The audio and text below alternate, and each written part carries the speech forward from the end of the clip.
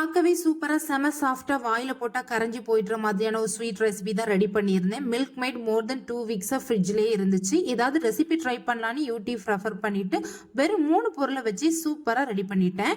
ஒரு கடாயில 1/2 cup sugar போட்டு 1 ஸ்பூன் வாட்டர் ஊற்றி நல்லா மெல்ட் பண்ணிக்கலாம். கம்பி பதம் எதுவுமே தேவையில்லை. பாத்திரத்துல இருந்து அன்மோல்ட் பண்றது மாதிரியான ஒரு வெசலை தான் சூஸ் பண்ணி சுகர் சிரப்பை ஊற்றி வச்சிடலாம். நெக்ஸ்ட் ஒரு பவுலில் 2 எக்கை உடச்சி ஊற்றி நல்லா கலந்து தனியாக வச்சிடலாம். இன்னொரு பவுலில் 1 கப் லூக்வார்ம் வாட்டர் ஆட் பண்ணி கண்டென்ஸ் மில்க் 1/2 கப் ஆட் பண்ணி நல்லா கலந்து வச்சுட்டு எக்கையுமே ஆட் பண்ணிடலாம். சுகர் சிரப் ஊற்றி வச்சிருக்க பாத்திரத்தில் இந்த மிக்சரை ஆட் பண்ண ஸ்டெய்னரில் ஊற்றி நல்லா அரைச்சிட்டா லம்ஸ் எதுவுமே ஃபார்ம் ஆகாது. அப்புறமா கடாயில் தண்ணி ஊற்றி சூடானதுமே தூக்கி வைக்கிறதுக்கு ஒரு ஸ்டாண்ட் வச்சு நம்ம பாக்ஸை மூடி போட்டு மூடி வச்சிடலாம்.